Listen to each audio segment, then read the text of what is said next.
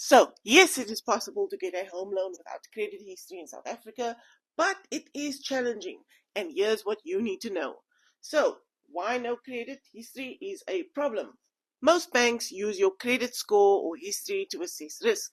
Without one, they can't see how you manage debt, which makes you appear risky. So, options if you have no credit history.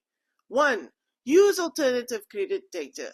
Consistent rent payments, utility bills, or cell phone contracts, stable employment and income history, and a healthy bank statement with no bounce debits and regular savings.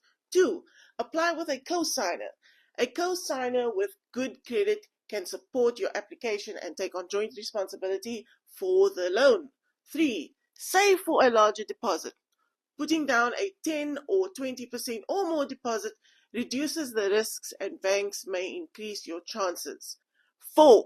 Build credit first. You can open a store account, example Pepjet, Ackermans, anything else, get a secured credit card or small loan, use and repay it on time for a few months and build a credit profile. So, what you need to prepare: 3 to 6 month bank statements, proof of income, which is pay slips or invoices, proof of residence, any proof of on-time payments, example rentals or store account letters.